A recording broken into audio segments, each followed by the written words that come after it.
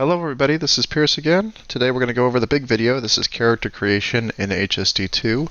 I'm going to be proceeding using the default character sheet that is in the back of the HSD2 player's book. It's 3 pages that are back there. There are additional character sheet types available that I'll go over at the end of this video, but in the interest of getting things started immediately, we're going to use the basic one. As we go through the video, I'm going to be going pretty quickly from point to point. Remember that you do have a pause button. If you need me to stop, just pause.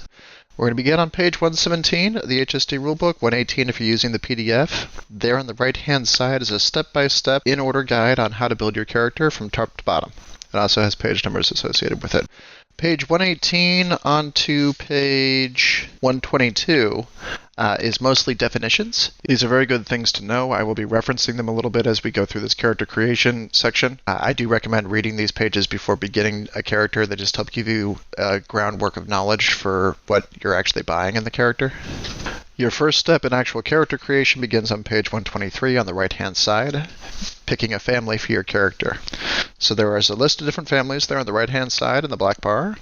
Associated with each one of them is a family ability. It usually involves a simplify. In fact, on all the ones listed here, it involves a simplify. On your character sheet, you will see a section to list your simplifications in. That's a good place to put it, so that you always know, hey, if I encounter this particular situation, I have a simplification granted by my family. In addition, you have boon fault selections with 3 different tags after them associated with your different proficiencies. At character creation, you're going to be picking one of the 3 things listed to be a boon, and the other 2 will become faults for the character. By the time your character is done, you're going to have a total of 3 and 3. They're just picked in different sections. So you've got 1 boon picked here, and then 2 faults. Mark them down and move on. Your next step is picking a species. Species is purely aesthetic in this game, so once you've picked a family, pick a species out of it that you like, mark it down someplace so that you know what you look like, and move on to morphism. Morphism refers to the actual physical characteristics of your character. It also determines certain soft scores for you. Most characters are going to be basic bodied, which just means they look like a biped. However, if you choose to have one of the more exotic bodies available in the game, you'll pick them out of this morphism selection, or if you're playing a robotic character, you'll pick them out of the frame modifiers section on the following page. So morphisms on 124 and frames on 126. Read about each one of them, pick the one that appeals to you, and then apply the scores that are listed on the top to your character sheet. So you'll see that it has a base move score, a base mass score, and a shape. The shape refers to how much room you take up on the map. The base mass is used to determine things like evasion and endure, and a base move is how many hexes you move in a move. In addition, morphisms provide you with certain other benefits. They'll give you a fault, so mark that fault down. They're listed there under the morphism. They'll give you a perk, which is a certain ability that comes with the morphism. For instance, with Taurism, you get a perk of simplifying endure saves to remain upright against being knocked prone or moved. And you'll usually get a drawback as well. So for that same one, Tars require an open hex on at least one side of their bodies to turn around. If not, they have to back up if they're stuck in a hallway or something. You can mark down those in just your extra notes sections if you want to, or if you'd like saving page in a character sheet, you can just mark the page number that your morphism's on, but they're good to keep track of. When you're ready with this, move on. You're onto the character progression sheet now. This is probably the largest step in the process and the one that involves the most customization. The character progression sheet is how you track your progression as your character goes on. You purchase certain nodes on this sheet using experience points. You begin the game with 210 experience points. You can distribute them any way you want to on the grid, provided you don't skip any nodes, and you don't go beyond the 4th stat score node at the start of the game. Each time you purchase something on the progression grid, you're going to put a little circle on it or a check mark or any way you annotate it to indicate that it's been purchased, and it's going to cost you the amount of experience that's listed on the top of the column. So here you can see 10s, 15s, 20s, etc. Each thing that I purchase in here using experience costs me that many experience points. You'll mark down what you're buying, you'll remove it from your experience total, and you'll keep track somewhere of how many things of each type you've got. So if I've got 2 proficiencies here and 2 techniques over here, I'm going to mark 2 and 2 up here, just so that I can keep track of what I'm doing. On the right-hand side of this 2-page spread, page 129 in the core book, 130 in the PDF, you'll see examples for how much it costs to do basic configurations of purchases. So here on the top one is 1 stat or perceived score all the way up to number 2 in the stat block. Down at the bottom of that is 1 full stat, stat, and perceive out to 2, and out to 3 there. And then on the right-hand side, the first 3 full columns all the way down is 180 experience.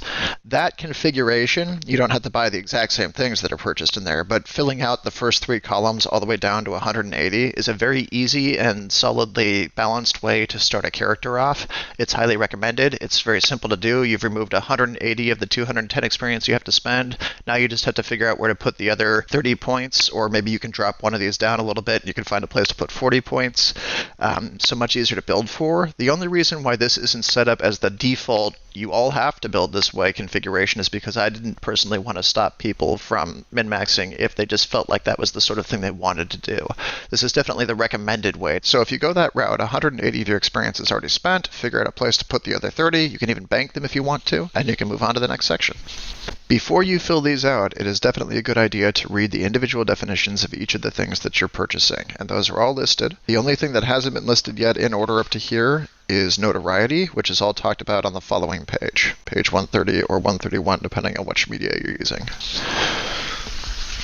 The following page deals with landmarks. This is referring to how your character grows as it goes on. It's not involved directly in character creation. The next purchase you'll make for your character is a reclamation ability. All vectors begin with 1 reclamation ability.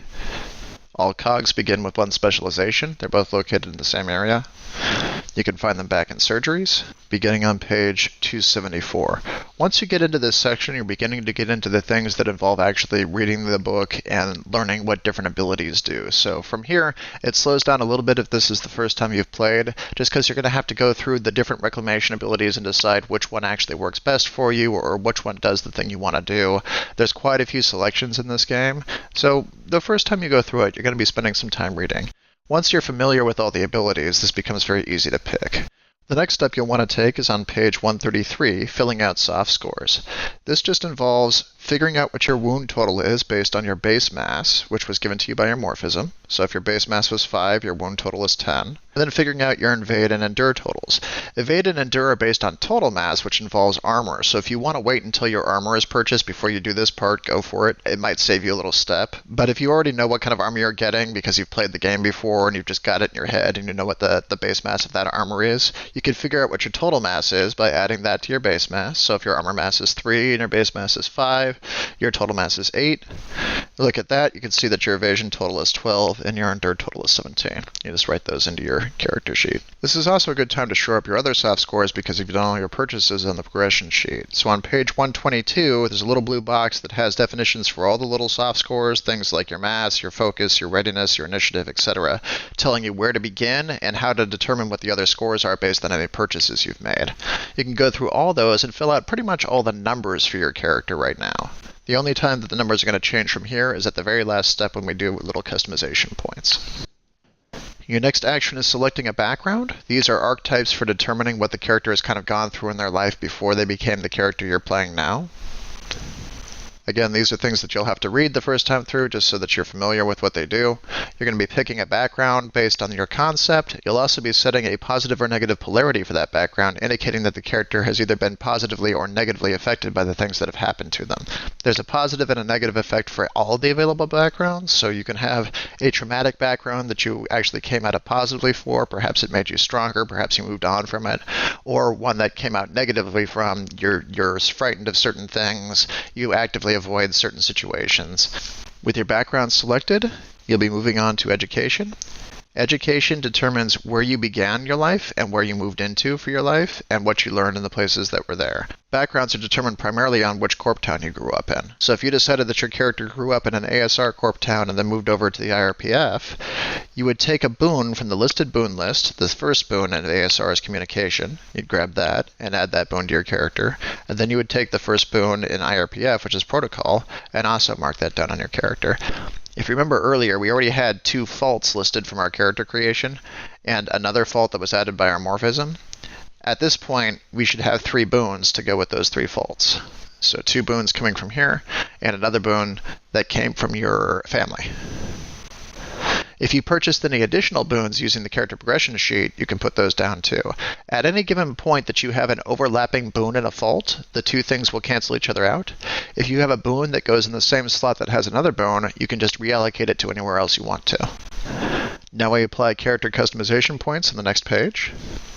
You start with 3 customization points that allow you to tweak certain traits of your character just to make them a bit more unique so that they're not all template purchased. You can add things to your endure save, your dodge save, your resolve save, your readiness and focus, initiative. You can tweak your base mass up and down, or you can add additional personal quirks, which will be the next step. Apply these 3 points, or don't. If you're okay with the way it is right now, you can actually bank those 3 points and get a few extra starting credits.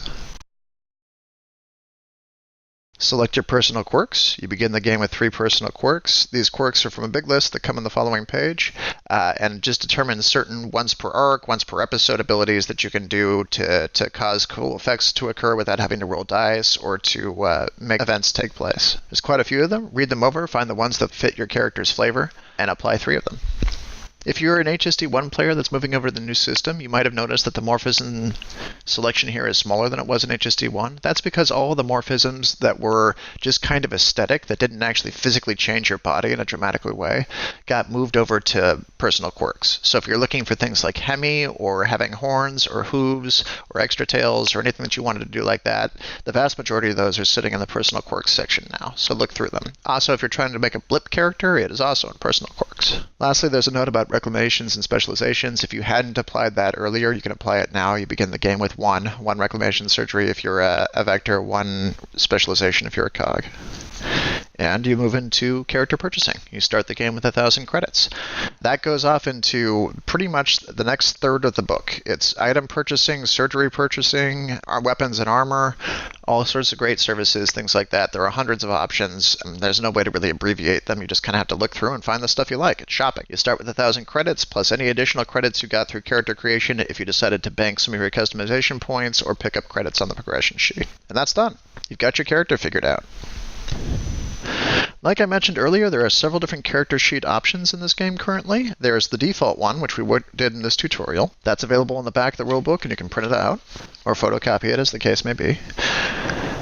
There's also a nice fan-made PDF that's available in a link in the description. That PDF is being fairly regularly updated and has worked pretty well for a lot of characters that are used to working with interactive PDFs. There's also a very elaborate auto-calculating spreadsheet designed for OpenOffice Calc, which is a free program. Doesn't work in Excel very well. That code just isn't quite the same, but Calc is free. You can just go download it online. And the character sheet has lots of wonderful abilities that make life really simple if you're trying to do experimentation with character builds. So it allows you to auto-calculate a lot of your stats. When you drop equipment in, it will change your evasion and endure accordingly. If you drop in new weapons, it will tell you what dice you should be rolling for those weapons. You can actually equip and unequip items. You can keep track of gear scores and all the little paraphernalia like that. It's a fun device to experiment with. All right, folks, I hope you have fun playing. You're ready to go.